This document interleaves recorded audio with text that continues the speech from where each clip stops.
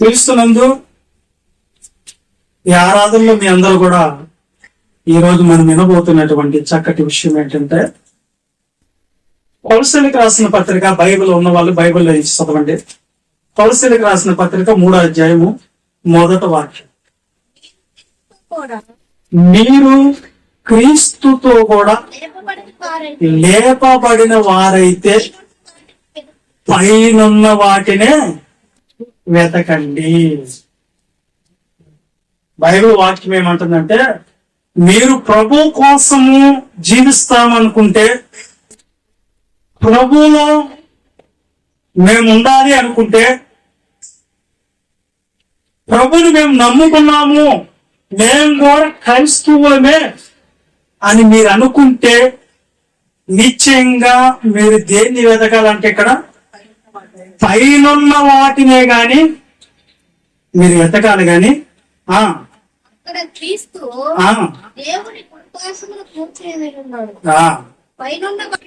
పైనున్న వాటి మీదే గాని భూ సంబంధమైన వాటి మీద మీ మనసు పెట్టకూడదు. ఈ వాక్యానికి మనం భిన్నంగా నడుచుకునే ఉంటాం. ఎప్పుడు దీనికి లోపడదు. ఈ వాక్యానికి దేవుడు ఒకటి చెప్తాడు, మనం ఒకటి చేస్తాం. ఇదే జరిగింది ఆదాము అవ్వల జీవితంలో కూడా. మీరు తినొద్దు, నేను గీసిన గీత దాటద్దు, నేను చెప్పిన మాట మేరొద్దు అని చెప్పినప్పుడు వాళ్ళు దాటే వెళ్ళిపోయారు. గీసిన గీతే దాటేశారు, మాట ఏం లేదు. ఎక్కడ కూడా బైబిల్ వాక్యం ఏం చెప్తుందంటే, మీరు క్రీస్తుతో కూడా లేపబడితే, క్రీస్తును నమ్ముకుంటే, క్రైస్తవులని అనుకుంటే దేవుని బిడ్డలకు ఉండాల్సిన మొదటి లక్షణం ఏందో తెలుసా? పైనున్న వాటినే గాని భూ సంబంధమైన వాటిని ఎతకద్దు, వాటి మీద మనసు పెట్టుకోకండి అన్నాడు. మన మనసు దేని మీద? ప్రశ్న వేసుకున్నాం. మీ మనసు దేన్ని ఎతుకుతుంది? దేని మీద పెట్టుకున్నారు? పైన ఏమున్నాయి, కింద ఏమున్నాయి? భూ సంబంధమైన జంతువును ఒకదాన్ని తీసుకుని వస్తుంది. ఏంది? భూమినే చూస్తుందంట, ఒక్కసారి పైన చూస్తుందంట. అదే జంతువు, అది పంది. ఈ పంది దీని పైన కనబడదు. 24 గంటలు ఎక్కడ చూస్తుంది? ఇది భూమినే చూస్తుంది. భూమి మీద ఉన్న దాని మీదే వెళ్తుంది.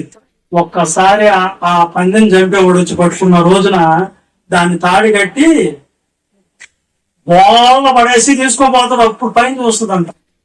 పైన ఎంత ఆనందం ఉందా, అయ్యో నేను ఇన్ని రోజులు చూడలేదే, అయ్యో పోగొట్టుకునేదే. పైన ఎంత ఆనందం ఉంది, ఆకాశం ఉంది, నక్షత్రాలు ఉన్నాయి, చంద్రుడు ఉన్నాడు, నీల రంగులు కనిపిస్తున్నాయి, వెండి లాంటి మబ్బులు కనిపిస్తున్నాయి, బంగారు లాంటి మేఘాలు కనిపిస్తున్నాయి. అయ్యో నా జీవితం కిందే చూసుకున్నానా అనుకుంటుందంట పంది. దాని మనసు భూ సంబంధం అయింది.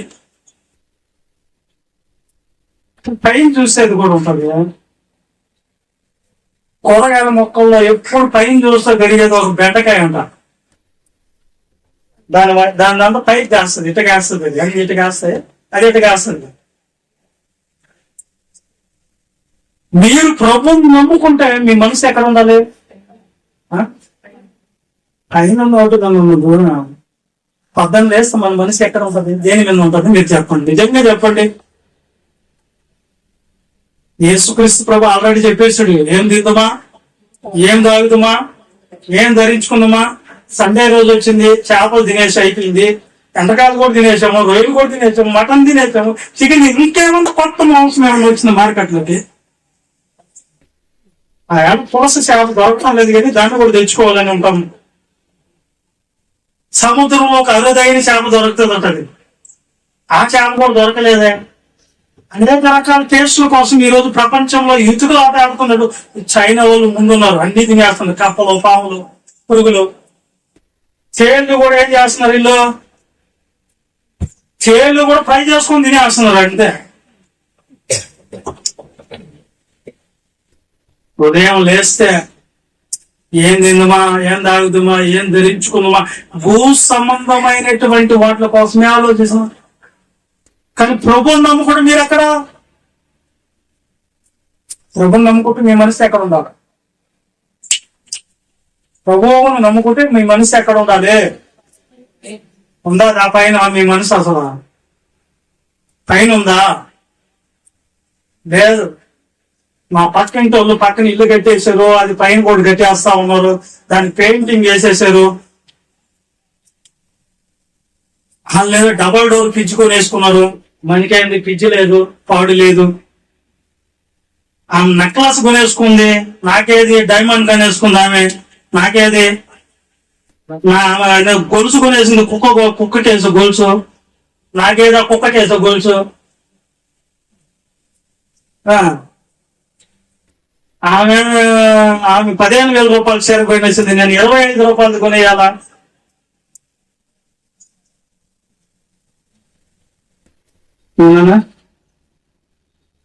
ఇదే భూ సంబంధమైన మనసు.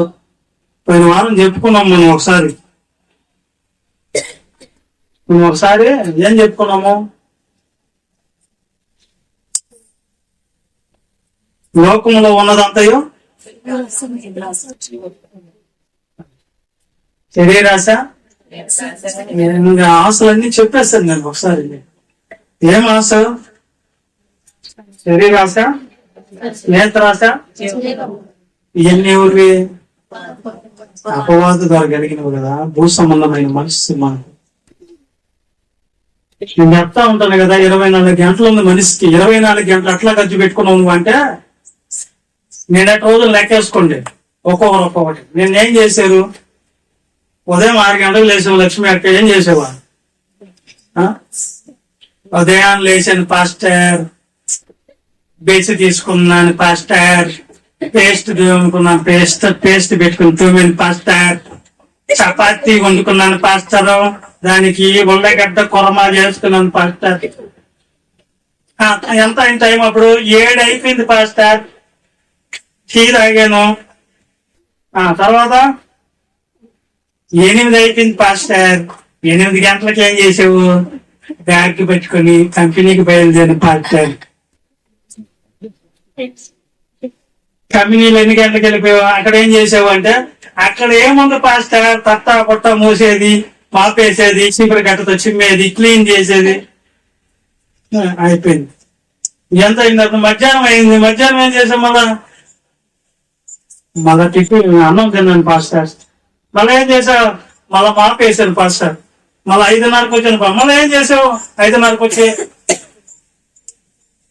మన పాస్టర్ అయితే చెప్పాడు, అది ఇవ్వలేదు. అది చూస్తావా? 5:30కి వచ్చి మళ్ళీ ఏం ఎత్తుక్కుంటున్నావు?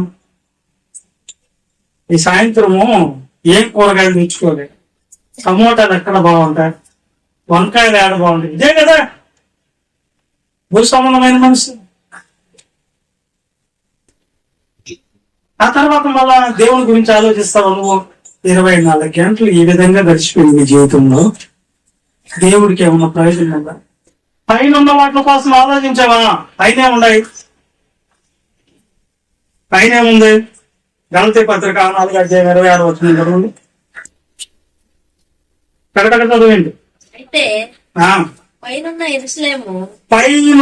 యెరూషలేము అనే పట్టణం ఉందాడా? ఏముందట పైన?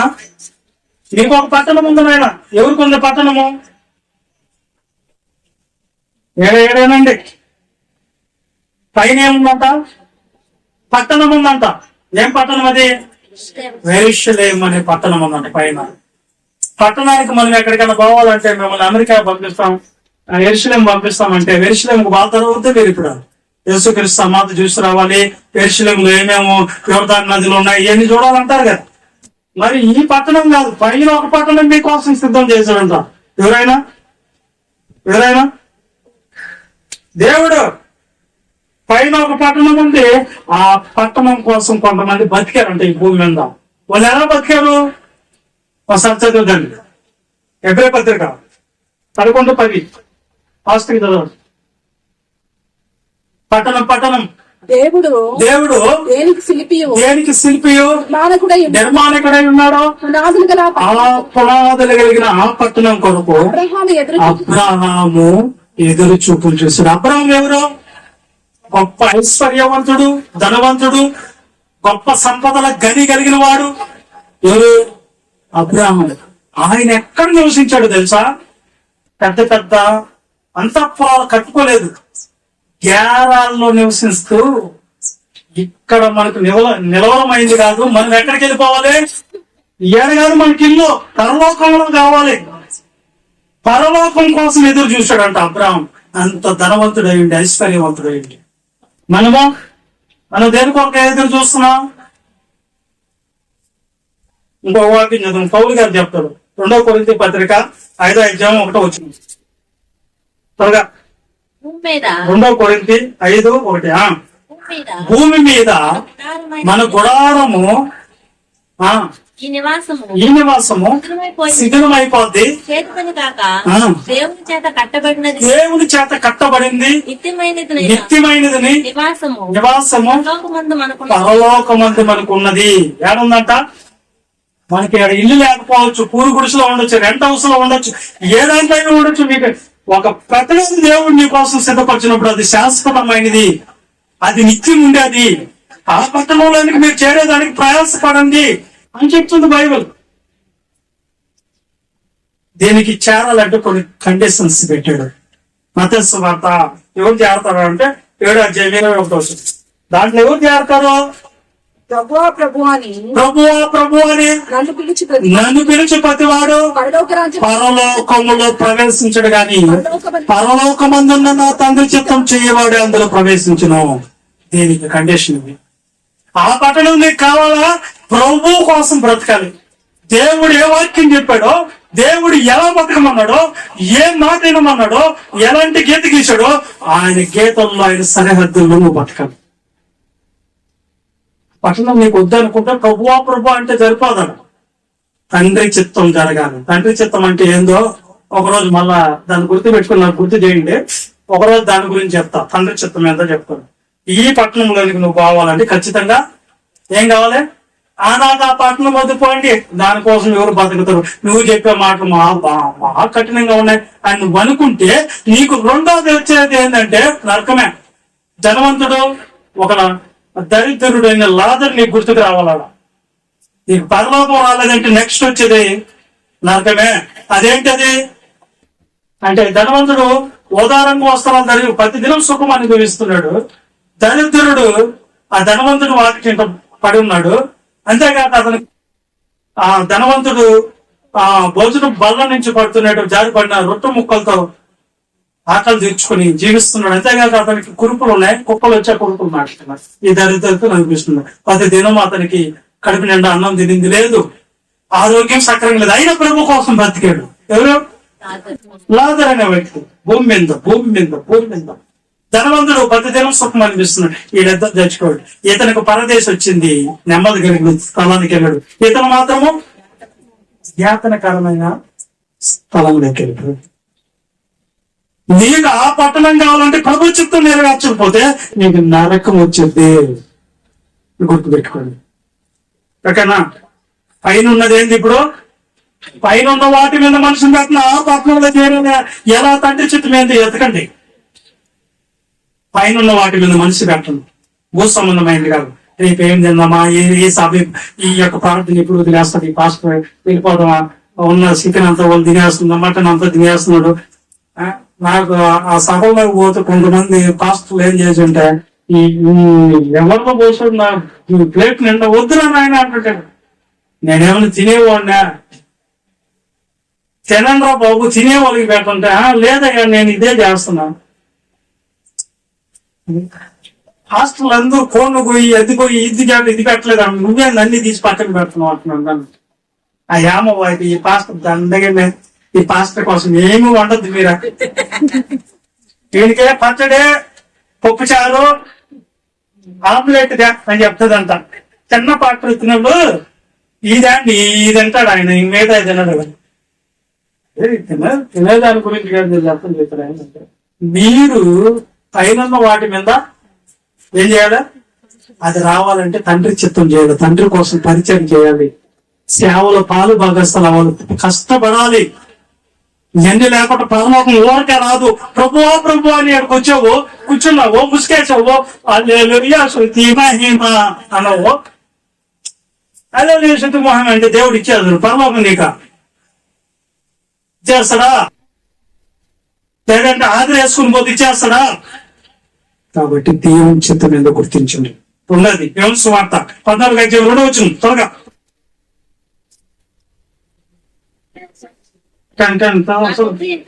నా తండ్రి ఇంట అనేక నివాసముల కలవు, లేని అల్లా మీద చెప్పేది స్థలము నీకు స్థలాన్ని సిద్ధపరచుటకు. ఎక్కడ స్థలము? ఏంది ఎక్కడ స్థలము? స్టార్ సిటీలో కాదు. ఎక్కడ? పరలోకంలో. నీకు కొంతమంది చంద్రమండలంలో ప్లాట్లు కొనేస్తున్నారు తెలుసా మీకు? ఈ భూమి గతించిపోతే అక్కడికి వెళ్ళిపోతారంట చంద్రమండలానికి. 74 కోట్లు కోసి చంద్రమండలంలో కొనుక్కున్నారు. ఎన్ని లక్షల? 30 35 లక్షల 35 లక్షలు అంత ప్లాట్. ఎక్కడ? కానీ యేసు ప్రభు అంటున్నాడు, మీ పరలోకములో స్థలాన్ని ప్లాట్ని సిద్ధపరచడానికి వెళ్తున్నాను. ఉన్నాయి, లేకపోతే నేను చెప్తాను మీకు. ఎక్కడ ప్లాట్ నీకు కావాలి? ఇప్పుడు అనేక నివాసాలు ఉన్నాయంట అక్కడ. ఎవరికి ఇస్తారు నివాసాలు? ఎవరికి ఆ ప్లాట్ ఇస్తాడు? ఎవరికి ఆ ఇల్లు ఇస్తాడు తెలుసా? 28 మత్తయి సువార్త 18 వచ్చినాం. వారి యొద్దకు వచ్చి పరలోకమందును భూమి మీదను నాకు సర్వాధికారం ఇవ్వబడి ఉన్నది. కాబట్టి మీరు వెళ్ళి సమస్త జనులను శిష్యులుగా చెయ్యండి. ఎవరికి ఆజ్ఞాపించాడు? తండ్రి యొక్కయో కుమారుని యొక్కయో పరిశుద్ధాత్మ యొక్కయో నామములోనికి వారికి బాప్తిసం ఇచ్చుచు నేను మీకు ఏ సంగతులు ఆజ్ఞాపించిన గైకొనవలెను. అంటే ఇక్కడ ఏం చెప్తున్నాడు అంటే సువార్త ప్రకటించాలి. మీరు ఏం చేయాలా? దేవుని పని చేయాలి. అప్పుడు మీకు ఆ ప్లాట్ వచ్చింది. ఏ ప్లాటు? పరలోకం ప్లాట్ వచ్చింది. పరలోకంలో నీకు ప్లాట్ కావాలంటే ముందు నువ్వు శిష్యుడు అవ్వాలి, శిష్యురాలు అవ్వాలి. ఏమవ్వాలి? శిష్యులు అంటే నేర్చుకునే వాళ్ళు, స్టూడెంట్ అవ్వాలి. నువ్వు స్టూడెంట్ స్టాప్ చెప్తున్నా చేయాలా? నానా స్టాప్ చెప్పినట్టు చేయాలా? మీ ఇష్టం మీరు చేయాలా? కాపర్ చెప్పినట్టు గోర్లు వినాలి కదా. ఎంతోనారా? సువార్త ప్రకటించాలి, లేకపోతే నీకు నివాసం ఉండదా? కొరింథీ పత్రిక 1 కొరింథీ 9:16 వచ్చిన పౌలు గారు అంటున్నట్లు నేను సువార్తను ప్రకటించకపోతే ప్రకటించుచున్నాను, నాకు అతిశయ కారణము లేదు. సువార్తను ప్రకటింపవలసిన భారము నా మీద మోపబడి ఉన్నది. అయ్యో, నేను సువార్త ప్రకటింపపోయిన ఎడల నాకు శ్రమ. సువార్త ప్రకటించకపోతే ఏంటంట? సువార్త ప్రకటించకపోతే ఎట్టమ్మా? సువార్తకు వస్తున్నారు, మేము ప్రకటించలేం, మాకు రాదు అంటున్నారు. కనీసం సేవకుడిని తీసుకోపోయి సువార్త ప్రార్థనలన్నా పెట్టేయాలి కదా. వాక్యాన్ని నిలిపించే పని మీకు లేదా? సేవకుడు సువార్త ప్రార్థనకు పోతామంటే వచ్చే పని లేదా మీకు? అక్కడ ఏముందంటే టీంకి అంతా ఉంటుంది జీతం. యుద్ధానికి పోయినా యుద్ధం చేసే వాళ్ళకే కాదు, ఆయుధాల దగ్గర ఉండే వాళ్ళు కూడా జీతం ఉంటుంది. సువార్త పని చేసే వాళ్ళకి నివాసం ఇస్తాడంట. ఎవరు? శిష్యుడు కావాలి ముందు. శిష్యుడు ఎవరు? శిష్యుడు అవ్వాలంటే మనం ఏం చేయాలి? అపోస్తల కార్యాలు 2 ఉన్నాయి. శిష్యులు అవ్వాలంటే 2 కారణాలు ఉన్నాయి. 11:26 ఒకసారి చూడండి. వారు కలిసి అది వదిలేసి శిష్యుడు అవ్వాలంటే ముందు ఏం చేయాలి? లోకాసు సువార్త 14వ అధ్యాయము అదేనా 27 నుంచి చదువులాట మరియు 26. ఆయన వారి తట్టు తిరిగి ఎవడైనను నా ఎద్దుకు వచ్చి తన తండ్రిని, తల్లిని, భార్యను, పిల్లలను, అన్నదమ్ములను, అక్క చెల్లెళ్లను, తన ప్రాణమును సహా ద్వేషింపుకుంటే వాడు నా శిష్యుడు కానేరడు. నువ్వు శిష్యుడు అవ్వాలంటే మొదటి పాయింట్ ఇదే.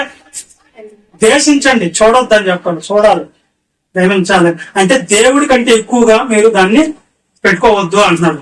రెండోది శిష్యుడు అవ్వాలంటే ఇప్పుడు చదవండి 11వ అధ్యాయం 11వ అధ్యాయము 26. వారు కలిసి ఒక సంవత్సరం అంతా సంఘములో ఉండి బహుజనులకు వాక్యం బోధించని మొట్టమొదట అంత్యొక్కలో ఉన్న శిష్యులు క్రైస్తవులు అనబడ్డారు. శిష్యులుగా ఉండి మళ్ళీ రెండో స్టేజ్ దాటాలి మీరు. ఏంటది? క్రైస్తవులు అవ్వాలి. ఎప్పుడు అవుతారు క్రైస్తవులు? సంవత్సరం అంతా కూర్చొని వాక్యం అనండి రోజు. విన్నారా వాక్యము? వినరు మీరు, కానీ మన శిష్యులు అయిపోవాలా అవరు. అందుకంటే ఆ శిష్యులకు మాత్రమే, సువార్త ప్రకటించే వాళ్ళకు మాత్రమే ఆడ నివాసం, ఇల్లు, ఫ్లాట్. గుర్తుపెట్టుకోండి. మొదటి దాంట్లో ఏమో నీకు ఆ పట్టణంలోకి పోవాలంటే నువ్వు ప్రభువా తండ్రి చిత్తం చేయాలి. రెండోది నివాసం కావాలంటే సువార్త పనిలో ఉండాలి. నువ్వు ఎక్కడ ఉండాలి? దేవుని పని చేయాలి అనేది అర్థమైంది. మూడవది ప్రకటన గ్రంథం 3వ అధ్యాయం 21వ వచనంలో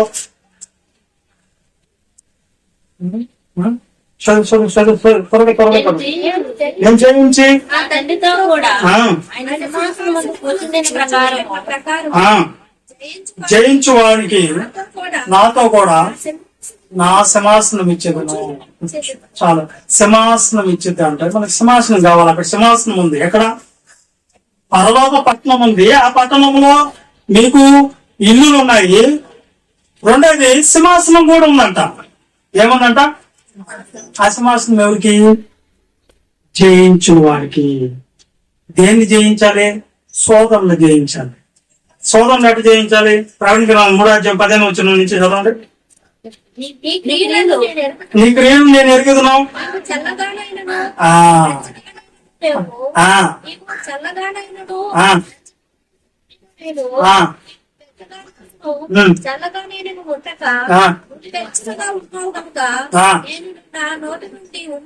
నా నోటి నుండి నుమ్మేస్తున్నాను అన్నాడు. ఎందుకు? నువ్వు చల్లగానే లేవు, నిలువెచ్చని జీవితం అంటే నువ్వు ఎట్టటం అంటే ప్రభు ఉన్నాడంటే ప్రభువులకు ఒక కాలు పెడతావు. మళ్ళా లోకం ఉందంటే మళ్ళా దానికి కూడా ఒక కాలు పెడతావు. దానికి ఒక కాలు, దీనికి ఒక కాలు. ఆ పడవ మీద ప్రభువు కావాలి, మళ్ళీ ఏం కావాలి? లోకం కూడా కావాలి. రెండు కావాలి. ఈ నులివెచ్చన జీవితాలు కలిగిన వాళ్ళు అంటారు. ఒక పక్క దేవుడు అంటావు, ఇంకో పక్క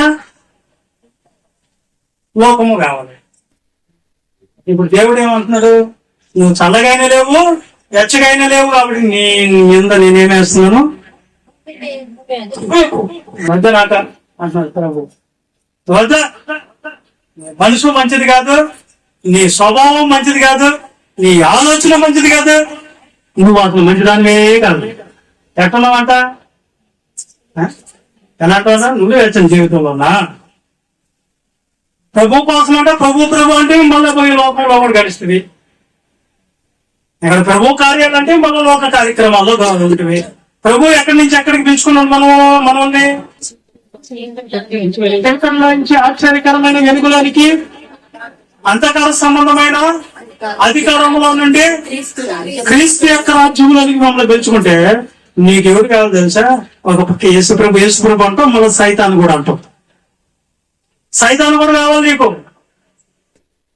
ఈ మాట ఏంటానంటావు, మళ్ళీ ఏమంటావు?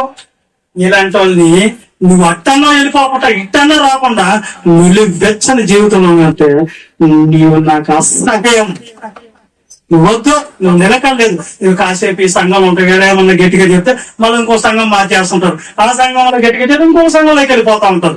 ఈయన నిలువెచ్చని జీవితాలు కలిగిన వాళ్ళు, నిలకడ లేని వాళ్ళు. అందుకని ప్రభు వాళ్ళని ఏమంటున్నాడు అంటున్నాడు. పెట్టుకోండి. నిలువెచ్చని కింద చదువునన్నా, కింద చదువు. జయించాలి కదా మనం, వీటిని జయించాలి, దీన్ని జయించాలి.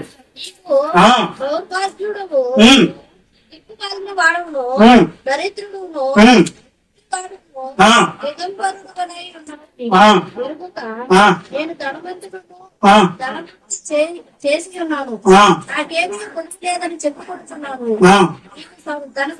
నువ్వు ఒకప్పుడు నీ జీవితం మీద ఈ అవకాశం దేవుడు ఇచ్చాడంటే ఎంత కళ్ళకు అద్దుకొని చేయాలి, దేవుని కోసం బతకాలి నువ్వు.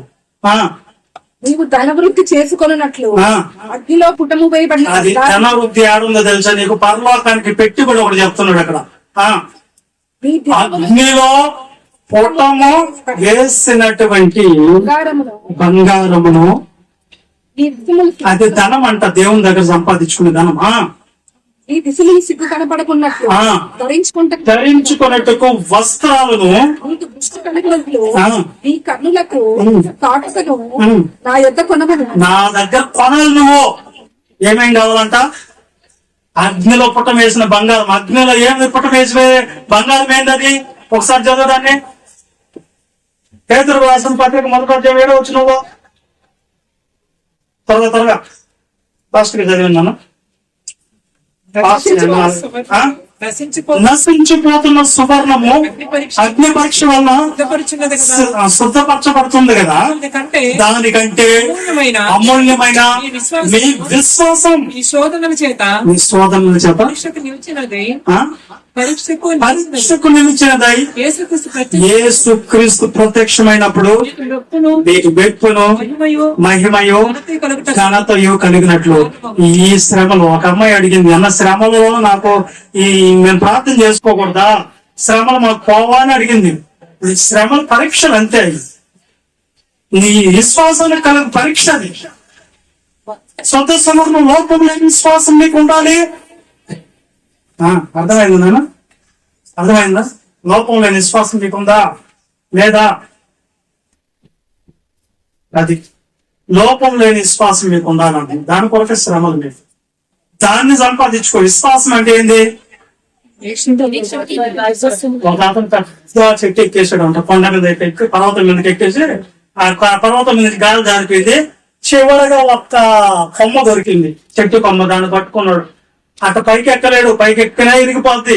ఇట కిందకి దూకలేడు, చాలా హైట్ లో ఉన్నాడు. ఎట్లయినా సాగు తప్పదడికి. ఇదంటప్పుడు నన్ను ఏ దేవుడు కాపాడుతాడు? గుర్తుకొస్తా ఉంది. ఎవరు కాపాడుతాను, నన్ను ఎవరు కాపాడుతుంటే ఇదిగో పలానా దగ్గర పలానా దేవుడు ఉన్నాడు కదా, ఆయన విలువ దగ్గర ఆడ ఉన్నాడు, ఆయన నమ్మదగిన వాడు అంటే, అయ్యా నన్ను కాపాడయ్యా అనంట. ఇలా మళ్ళీ డౌట్ వచ్చిందంట. ఏం డౌట్? ఆయన ఎక్కడి నుంచో చెన్నై నుంచి రావాలి నన్ను కాపాడేదానికి, అందుకని కొంచెం దగ్గరలో ఉన్న ఆయన పిలుస్తామని చెప్పేసి ఇంకొక ఆయన పిలిచాడంట.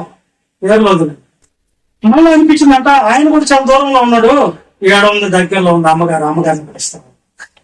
అమ్మగారు వచ్చేలాకి కూడా పడిపోవచ్చు, కొమ్మ ఇరిగి. నేను ఇప్పుడు నమ్మదగిన దేవుడు నన్ను కాపాడదంటే యేసు ప్రభు ఒకడే కాపాడతాడని చెప్పి యేసు ప్రభు నన్ను కాపాడాలి నువ్వు అన్నాడంట.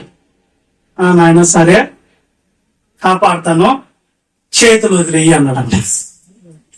వీడు వదలతాడా? మనం కూడా ఒక పక్క దేవుడు అనుకున్నాం, భారం అంతా దేవుడి మీద వదలలేమే, పూర్తిగా దేవుడి మీద అనుకోలేమే, దేవుడు ఉన్నారని ధైర్యపడలేమే. నీ విశ్వాసం ఎక్కడ? పేతురుని అడిగాడు, అల్ప విశ్వాసే అలల వైపు చూసి మునిగిపోతున్నాయి కదా, నీ విశ్వాసం ఎక్కడ? నేనున్నాను కదా, నశించిపోతున్నావు, పడవ మునిగిపోతుందంటే నేనున్నాను కదా, మీరే అల్ప విశ్వాసాలని తిట్టాడు. మన విశ్వాసం ఎక్కడ? దేవుని ముందు ఎందుకు అనుకోవడం లేదు? శ్రమలు, కష్టాలు, బాధలు వచ్చి నువ్వు సహించగలిగినంత మటుకే వస్తాయి. తర్వాత దేవుడు ఆజ్ఞాపిస్తే ఏమోలాగా వెళ్ళిపోతాయి నీ జీవితంలో.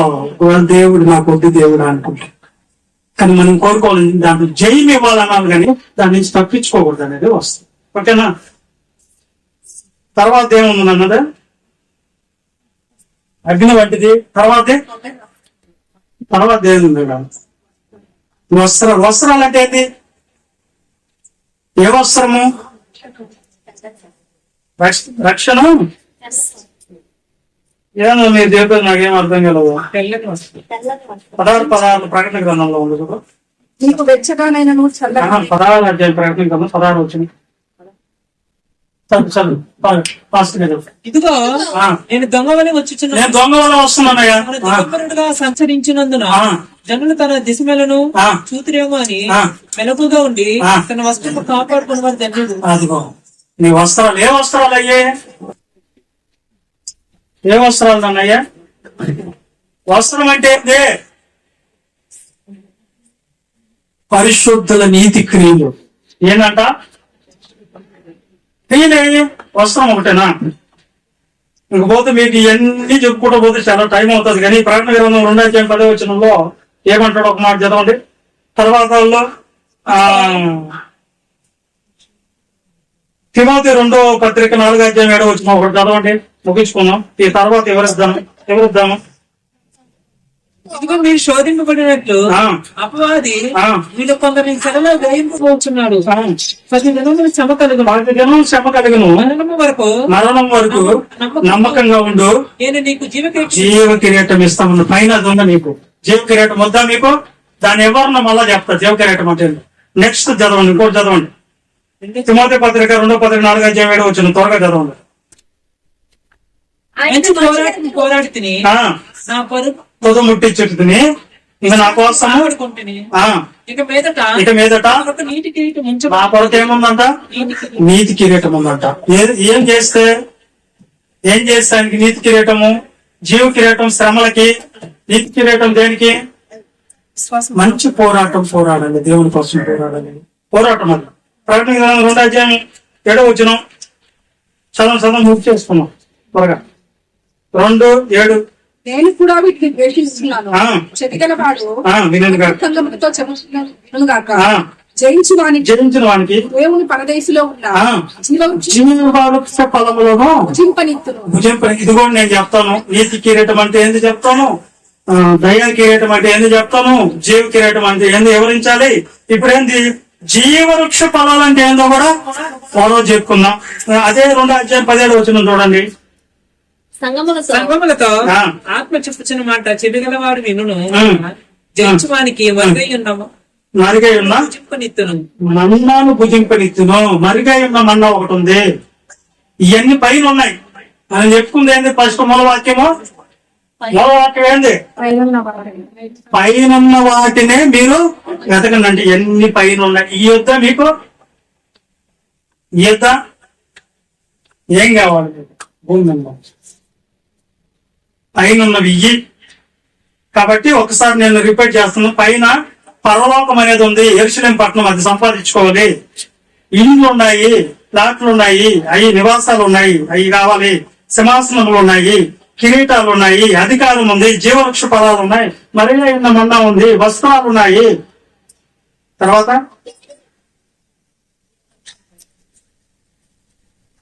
ఇంక కొత్త పేరు కూడా పెడతాడంట.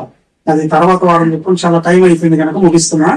వచ్చే వారంలో ఒకవేళ దేవుని చిత్తం అయితే ఇవన్నీ వివరించుకున్నాం. ప్రార్థన చేస్తున్నాం.